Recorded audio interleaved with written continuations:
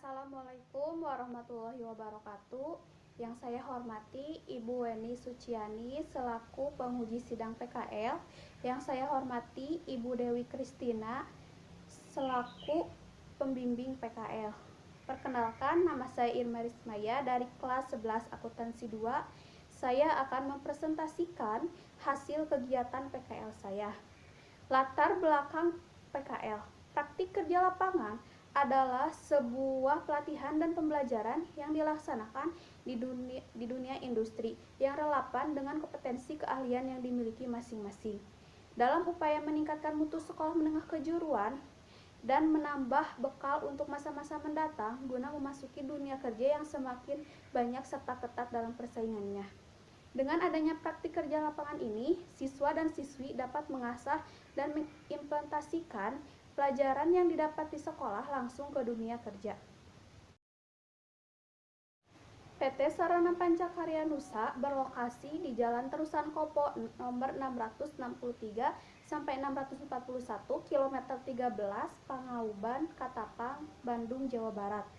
PT Sarana Pancakarya Nusa adalah perusahaan yang bergerak di bidang percetakan dan penerbit yang dipelopori oleh seorang yang ahli di bidangnya, yaitu Bapak Wimpi S. Ibrahim. PT Sarana Pancakarya Nusa didirikan pada tahun 1986 berdasarkan Akte Notaris Koswara nomor 26 tanggal 6 Desember tahun 1986 dan telah mencetak berbagai macam cetakan, diantaranya buku-buku pelajaran, buku-buku non-teks pelajaran, buku-buku PLS atau pendidikan luar sekolah, buku-buku perguruan tinggi, dan buku-buku umum lainnya yang telah tercatat mencapai ribuan judul buku serta ratusan eksemplar yang dihasilkan. Fasilitas-fasilitas yang ada di perusahaan yaitu musola, dapur, ruang genset, ruang keuangan, pos satpam, tempat parkir, toilet, dan ruang sekretariat. Divisi yang secara umum ada di perusahaan. Divisi perusahaan adalah bagian-bagian dalam perusahaan yang menangani satu bidang tertentu yang mempunyai kewenangan dan tugas masing-masing. Terdapat 4 divisi di PT Sarana Pancakarya Nusa. Yang pertama, divisi sekretariat yang mempunyai tugas untuk mengelola surat menyurat, membuat pertemuan atau perjanjian dengan teman relasi. Yang kedua, divisi marketing yang mempunyai tugas untuk menjalin hubungan yang baik dengan pelanggan dan masyarakat serta menjadikan jembatan antara pihak perusahaan dan lingkungan eksternal. Yang ketiga, divisi penerbit yang mempunyai tugas untuk mengelola naskah dari mulai mencari pengarang, mengedit naskah, serta memperkirakan biaya produksi. Yang keempat, divisi keuangan yang mempunyai tugas untuk mengelola aspek-aspek keuangan di perusahaan. Selama melaksanakan praktik kerja lapangan di PT Sarana Pancakarya Nusa, saya ditempatkan di divisi keuangan di bagian finansial dan accounting, khususnya di bagian kas kecil. Kas kecil adalah sejumlah dana yang dibentuk khusus untuk melayani pengeluaran-pengeluaran yang relatif kecil dengan tidak menggunakan cek, melainkan dengan menggunakan uang tunai. Dalam pengeluaran kas kecil, ada beberapa prosedur yang harus dilakukan oleh pemakai dan pemegang dana kas kecil. Prosedur pengeluaran kas kecil yaitu tata cara dalam melakukan transaksi-transaksi yang relatif kecil dengan tidak menggunakan cek, melainkan menggunakan uang tunai. Adapun kegiatan pekerjaan yang dilakukan selama melaksanakan kegiatan PKL, khususnya di bagian kas kecil, yaitu menulis nomor voucher kas kecil, menyusun kas kecil, dan mengarsip kas kecil. Dan pekerjaan yang dilakukan di bagian lainnya yaitu membantu melaporkan surat pajak tahunan, mengarsip bukti pengeluaran bank, menyusun faktur penjualan, mengarsip surat permintaan barang dan surat keluar barang, dan menyusun dan mengarsip laporan harian keuangan. Peralatan kerja yang digunakan yaitu komputer, mesin fotokopi, perforator atau alat pelubang kertas, mesin penghancur kertas, ordner, paperclip, stop map, dan stapler.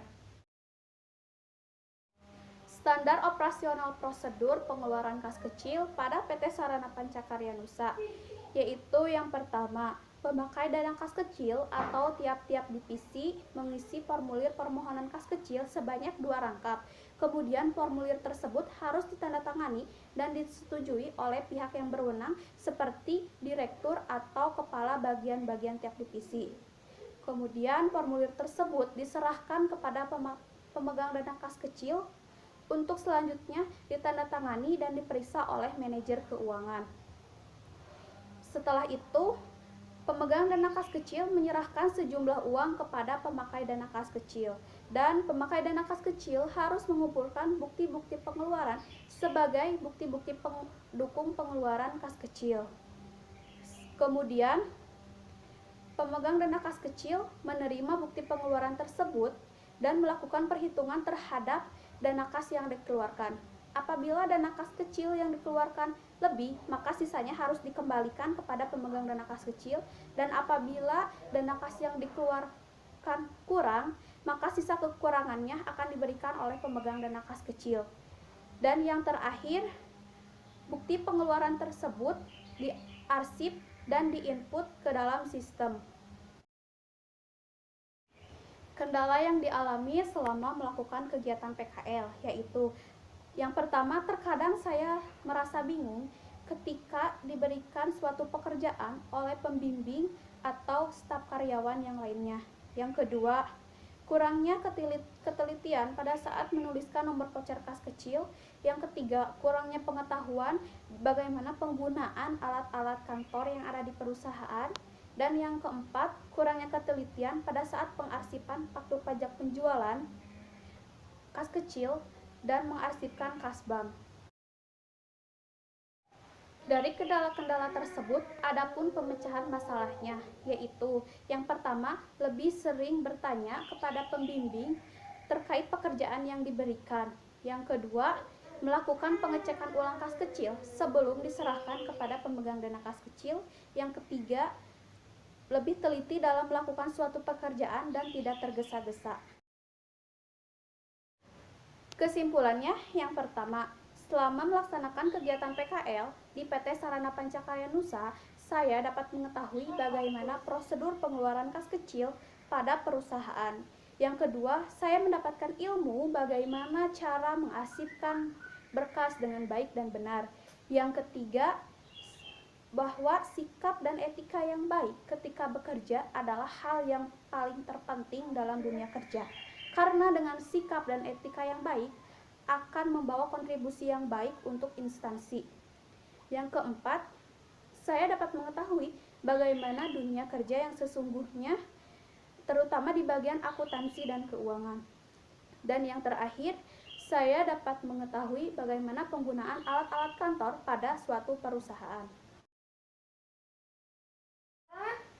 Saran bagi pihak sekolah.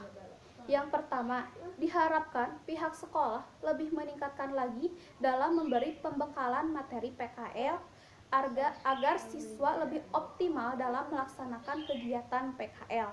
Yang kedua, diharapkan pihak sekolah memberikan dorongan dan motivasi kepada siswa yang sedang melaksanakan PKL. Saran pihak industri. Yang pertama, diharapkan pihak industri memberi materi terkait pekerjaan yang dilakukan selama kegiatan PKL agar pada saat pembuatan laporan menjadi lebih mudah. Yang kedua, pihak industri jangan sungkan dalam memberikan pekerjaan pada anak PKL.